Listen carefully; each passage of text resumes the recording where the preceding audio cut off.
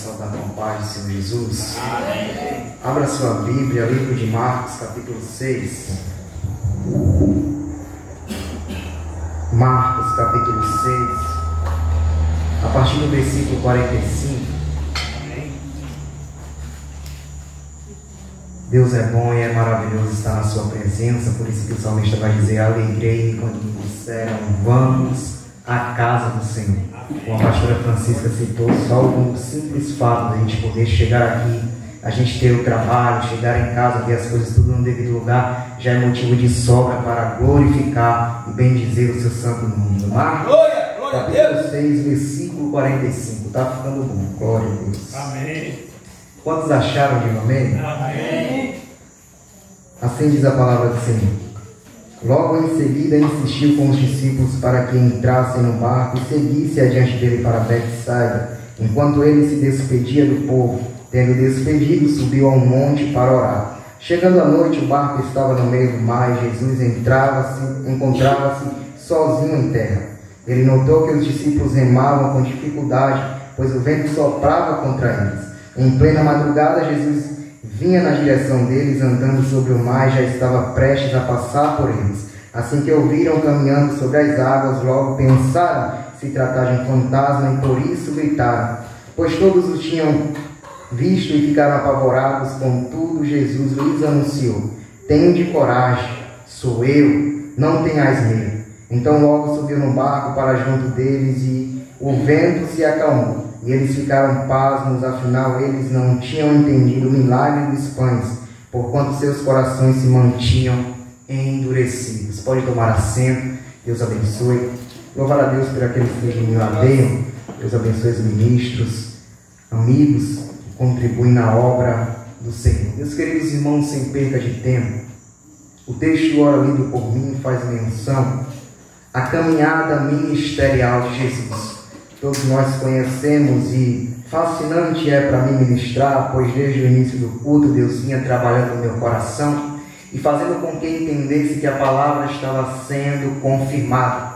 Veio o pastor Valdemir e confirmou acerca de Jesus trabalhar de maneira maravilhosa em nosso meio. Veio o ministério de louvor e entoou um louvor que falou muito ao meu coração. E daí, voltando ao texto, no capítulo 6, você vai perceber que o ministério de Jesus, ele é tratado, é baseado em movimentação. Jesus, ele sabe o que ele precisa fazer e o que ele precisa realizar na terra. Daí nós percebemos que ele vem de uma jornada exaustiva.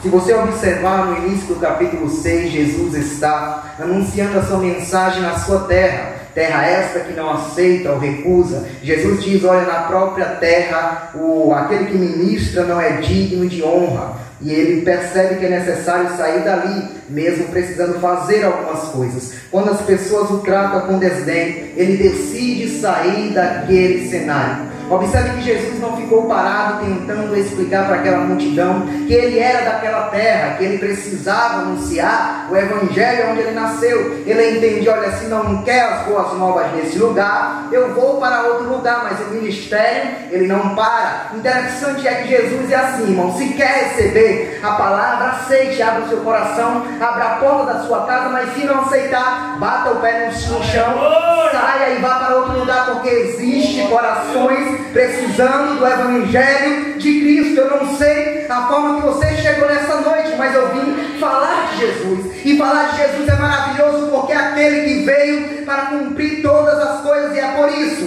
que eu estou aqui, é por isso que você chegou aqui, desfrutando da graça e da misericórdia dele. Jesus, no início do capítulo 6, ele é rejeitado. Ele dá continuidade ao seu ministério. Ele chama os 12 e agora comissiona: olha, vão e ide cumprir as Sagradas Escrituras, anuncie o Evangelho.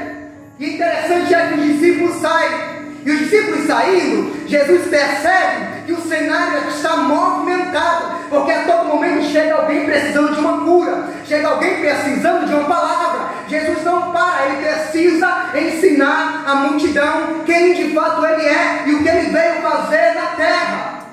Aleluia. Jesus envia os 12 saem ao campo missionário. E você vai ver que em sequência é mencionado a morte de João Batista. João Batista é aquele amado do Mestre. João Batista é aquele que é amigo particular de Jesus. Por que João Batista morre? Porque João anunciava a palavra verdadeira. João vai para Herodias, para Herodes e diz: olha, está errado o que você está fazendo em decidir se casar com a esposa do seu irmão. A Bíblia vai dizer que Herodias fica frustrada, procurando um pretexto para trazer a morte a João. E daí você percebe que João continua anunciando a mensagem. E daí você observa que João não muda o cenário. E daí você observa que a mensagem é a mesma. Eu quero falar da realidade que Jesus pode transformar. Eu quero falar que Ele é verdadeiro. Eu quero falar que vocês estão em pecado. João é esse tipo de pessoa. Só que Herodes, entendendo o tamanho do ministério de João, quando fica sabendo que alguém está causando alvoroço no meio da comunidade, ele diz: certamente deve ser João, porque eu dei ordem para que o matassem e possivelmente ele deve ter ressuscitado. Mas quem as pessoas dizem que é? Esse Jesus. E as pessoas vão dizer: olha, pode ser que seja Elias, pode ser que seja um dos profetas. E aí começa Herodes ficar preocupado. Só que aí João, ele é comissionado e fica preso. Ele está preso e Herodes decide agora dar uma festa, pois é o seu aniversário. Daí a filha de Herodias, eu estou só contextualizando para a gente entender o cenário. Daí a filha de Herodias, ela se apresenta para dançar na frente de Herodes. É aí que Herodes se agrada dela e diz: olha, tudo quanto pedir eu vou te dar. Ela é filha de Herodias. Ela volta correndo para a mãe: mãe, ele disse isso, e agora ele pede a cabeça de João. Aí João é morto. Mas interessante que Jesus, amando João, o ministério não parou.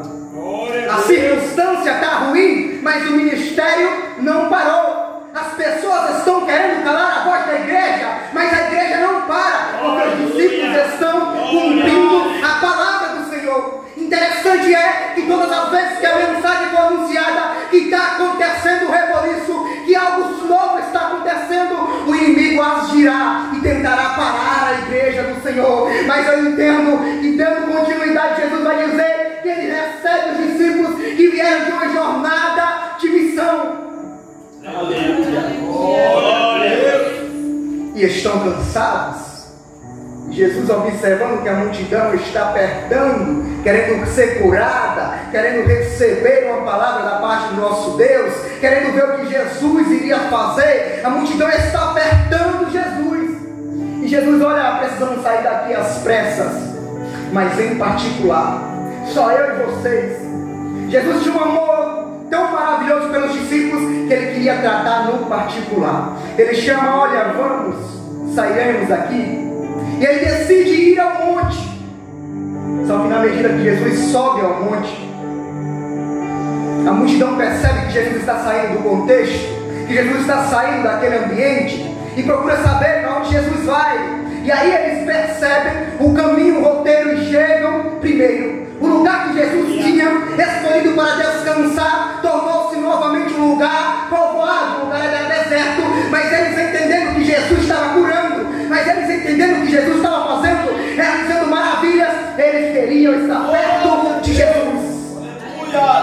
Daí Jesus vai dizer: olha, eu não posso despedir essa multidão vazia. E você vai perceber que aí ele alimenta 5.000 pessoas. Eu não estou falando de 10 pessoas na congregação, eu estou falando de 5.000 pessoas que queriam sentar para ouvir o mestre falar. Daí muitas das vezes estamos na igreja, aleluia, e não damos o mérito à palavra do Senhor. Tem 5.000 almas que estão clamando: mestre, cura-me, mestre, salva-me, mestre, dá uma palavra de vida.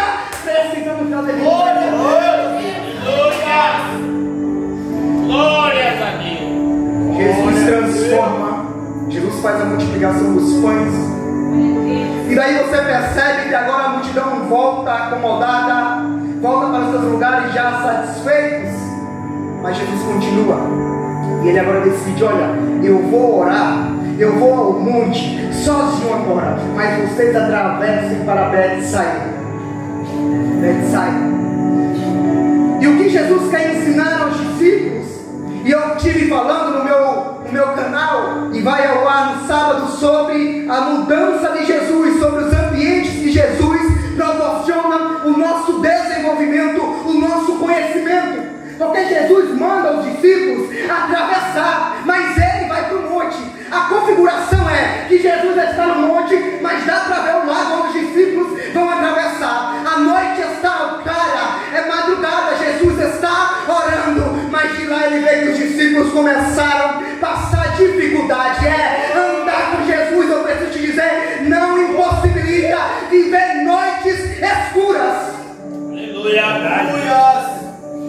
Porque Jesus está clamando ao Pai lá do alto, mas vê os discípulos remando, e a maré era contrária, ou seja, eu quero ir para cá, mas a água está batendo contra. Então isso começou a angustiar. Por que angustia? Porque pessoas que sabem nadar, porque pessoas que entendem de mar, porque pessoas que sabem que o cenário, eles sabem trabalhar ali. Mas observe, quando falta Jesus, por mais simples que pareça, a coisa torna-se difícil. Daí agora Jesus vai dizer para os discípulos, ele decide sair do monte, ele vai ao encontro. Os discípulos estão apavorados, eu sei. Tem dias que é difícil segurar a lágrima. Tem dias que você diz, eu vou orar, mas a lágrima desce. Tem dias que você tenta a melhor palavra, mas você não consegue. Só que o Espírito Santo está contemplando. Tem dias que está difícil, a angústia está batendo, o coração está intercantado, dizendo, eu não sei o que fazer. Eu já tentei o plano A, já fui pelo plano B, o C não está dando certo. Mestre, me ajuda. Só que aí Jesus vai caminhando sobre o mar. Jesus primeiro diz para eles e mostra que a dificuldade para eles era o mar. Só que quando Jesus vai andando por cima das águas, ele diz, a dificuldade está embaixo dos meus pés. Porque eu sou Deus de poder. E quando a palavra vai terminar dizendo que os discípulos estavam com o coração endurecido, ele está nos ensinando que os discípulos contemplavam as maravilhas do nosso Deus. Os discípulos estavam num culto como esse. Jesus fazia morto reviver, Jesus fazia cego ver, Jesus fazia paralítico andar. 2 dias depois ninguém lembrava de mais nada. Por isso faz menção ao coração endurecido. É esse coração que muitas das vezes a gente olha, já contemplou o milagre, já viu Jesus bradando na casa, mas aí apareceu outra tempestade e não sabe aonde está Jesus. Ei, quem mandou atravessar o lago foi quem? Foi Jesus. Então a ordem é, atravessa, porque ele estará do outro lado.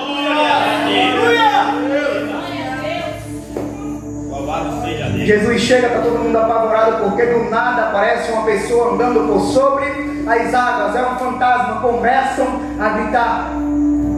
E aqui eu quero fazer menção à palavra que eu li no início, porque Miqueias, ele vai dizer, olha aqui, ele está pregando para um povo que precisa se converter. Ele está pregando para uma sociedade que abriu mão dos bons costumes de adorar ao mestre. Mas ele está dizendo, olha, podem não aceitar a minha mensagem, podem abrir mão do chamado, podem abrir mão do Deus poderoso que livrou lá do Faraó, mas eu continuarei olhando para ele.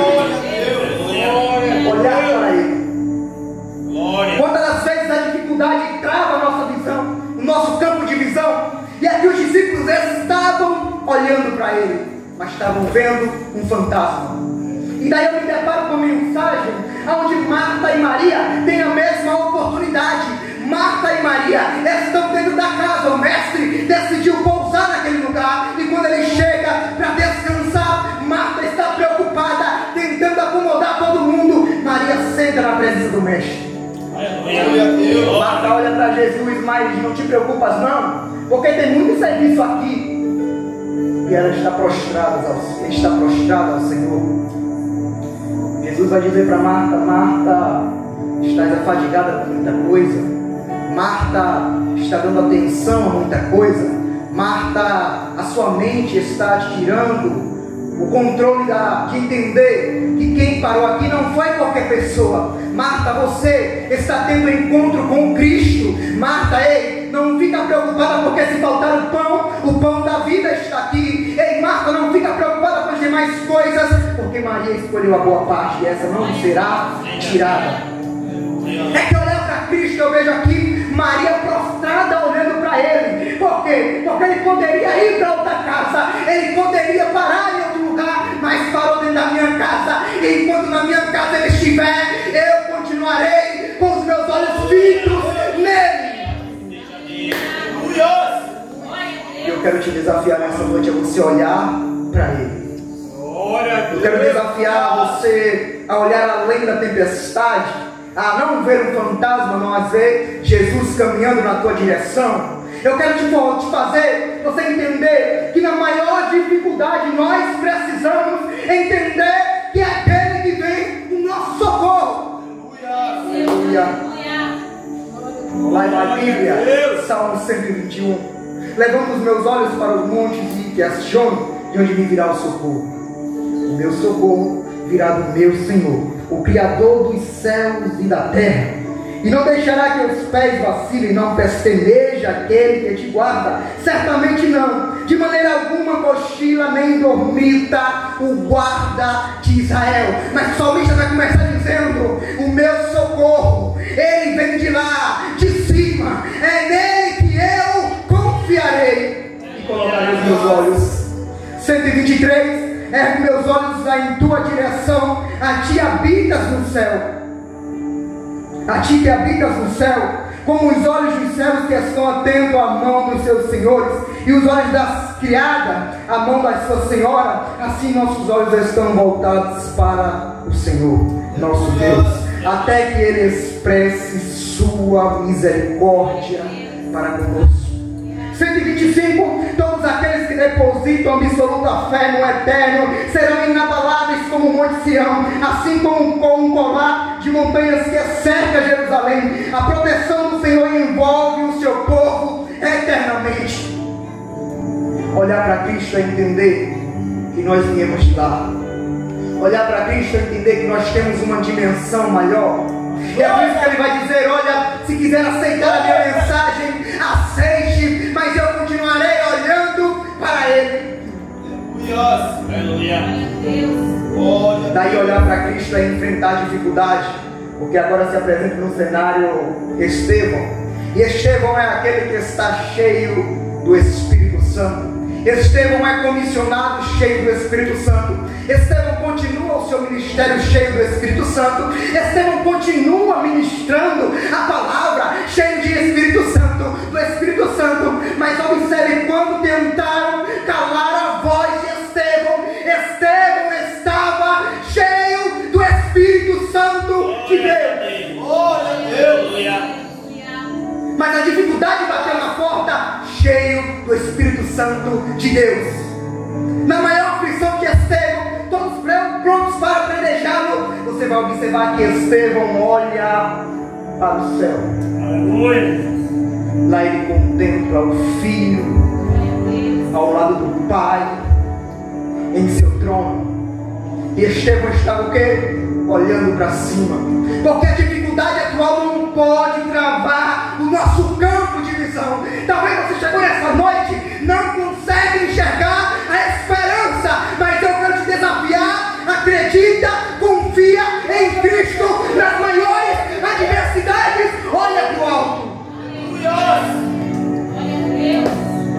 Glória a Deus. Daí o capítulo de Miqueias vai dizer que ele olha, mas agora ele decide esperar em Deus. Amém. E esperar em Deus também não é tarefa fácil, porque nós vemos no contexto Jó. Eu, porém, sei que o meu Deus, meu Redentor vive, que por fim Ele se levantará.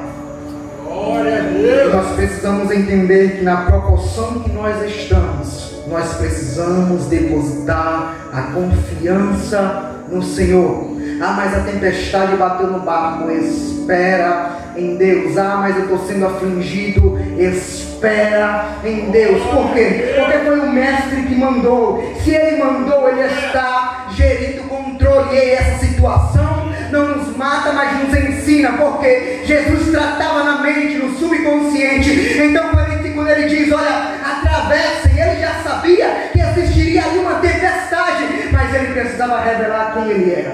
Glória a Deus. E talvez a dificuldade que nós estejamos enfrentando, quando eu falo isso, eu me volto para mim, seja para mostrar quem Deus é na nossa vida. Porque parece que tem horas que Deus perde ou muda de cadeira diante do cenário que nós vivemos. Porque até ontem Deus era todo poderoso, mas a dificuldade bateu e eu preciso recorrer ao homem para tentar achar uma saída. Deus continua no controle. Aleluia. Deus, ele continua na sua cadeia.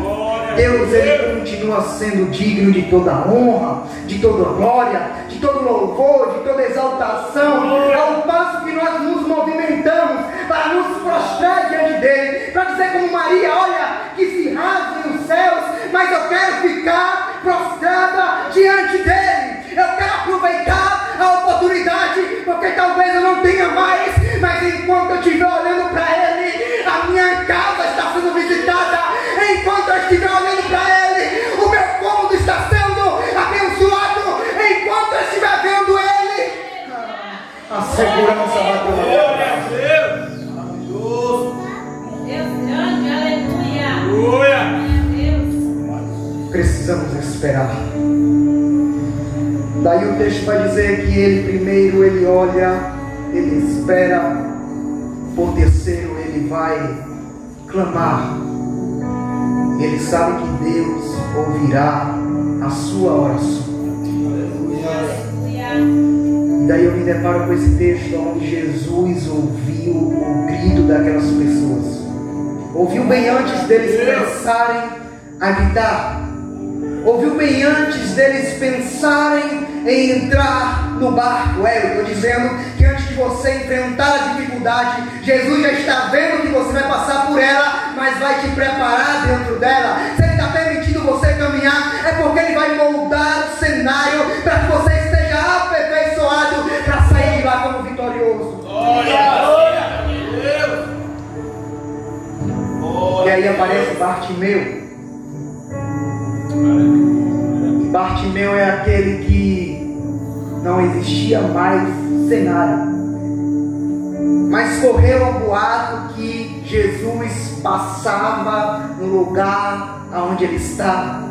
E olha que fascinante, todas as vezes que a dificuldade chega, Jesus passa no devido lugar que é necessário haver uma transformação. Jesus está passando na rua, Bartimeu, mesmo não vendo, sabe que Jesus poderia curá-lo.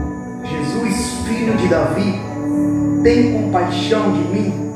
Mas a multidão mandou calar a boca. Ei, cala, Jesus está tratando com as pessoas. Eu preciso ter um encontro com ele. A minha necessidade de poder enxergar, você talvez não tenha, mas eu preciso voltar a ver. Então deixa eu falar para ele: Jesus, filho de Davi, tem compaixão de mim. Oh, Jesus, filho de Davi, tem compaixão de mim.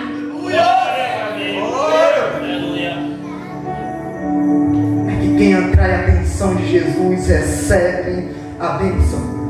É que Jesus voltando manda buscar: ei, chama, porque eu ouvi o gemido dele. Ei, chama, porque eu ouvi além da voz, eu ouvi o coração dele. É que tem hora que nós temos que bradar no quarto dizendo: Jesus, ouve a minha voz. Aleluia. Aleluia. Eu não sei o que vocês vão dizer, eu sei que eu preciso ser curado. Daí Jesus olha a alma e vê uma alma inquebrantada pela presença dele. Daí as pessoas vão e olham: corre, porque o mestre te chama. Corre, porque o mestre está te chamando para perto dele. E quando chega o que queres, receba a tua cura. Sabe por quê? Porque o teu coração eu sondei. Receba a tua cura, porque eu entendi o que você estava passando. Receba a sua cura, porque eu contemplei que a tua voz clamava mais alto, precisando mudar o cenário da sua vida. Glória a Deus, aleluia. Aí é curado, só que ele não para aqui. Depois que é curado, ele poderia voltar à sua vida normal. Agora eu não preciso ficar no canto pedindo esmola, mas ele decidiu caminhar por Cristo. Então aqui eu vejo uma transformação. Então aqui eu vejo alguém que não foi só conduzido a receber a sua cura. Eu vejo uma pessoa que entendeu agora com seus próprios olhos quem era Jesus. Aleluia. E daí ele olhou, mesmo não podendo enxergar. Ele soube esperar enquanto clamava. Ele recebeu a sua cura enquanto Jesus ouvia o seu gemido. Aí eu quero provocar você a maneira com a qual você tem buscado pedir a Jesus aquilo que você precisa viver em sua vida. Glória a Deus. Se você chegou aqui preocupado, já foi dito, descansa o teu coração. E lá vai a palavra, espera, como foi dito, no Senhor, olhando para onde? Para cima, porque é de lá que vem o nosso socorro. Decida esperar nele. Decida confiar nele. Eu sei, é difícil, falar é fácil. Eu queria viver eu queria entender você na minha situação. Ei, nós precisamos entender que Jesus está cuidando de tudo. Glória a Deus. Que ele se levantará para nos ajudar. Saia nessa noite dizendo: eu vou olhar para o alto, eu vou esperar o tempo, eu vou clamar a ele. Ana, depois de muito clamar, cumprindo o seu propósito, ela recebeu Samuel, que é aquele que Deus ouve. Os ouvidos de Deus estão atentos nessa noite. Aliás, não só os ouvidos não, ele está atento ao nosso coração, porque ele busca um coração quebrantado, um coração voltado para entender o que precisa ser feito na sua vida. Saia nessa noite dizendo para Cristo: olha, eu quero viver o que o Senhor tem a fazer na minha vida. Que Deus fale mais ao seu coração, e que o Senhor te traga através dessa palavra esperança. Como Abacuque vai dizer na sua mensagem, olha como já foi cantado nessa noite, nós precisamos, olha, mesmo que ainda que a figueira não floresça, nem haja uvas nas videiras, mesmo falhando toda a safra de olivas e as lavouras não produzam mantimento, as ovelhas sejam sequestradas do aprisco e o gado morra nos currais, eu todavia me alegrarei no Senhor, exultarei em Deus da minha salvação. Continue se alegrando com o Senhor, continue exaltando o Deus que tem ouvido o seu gemido, entendendo que Deus fará na hora certa, tanto querer como realizar. Deus abençoe a todos em nome de Jesus.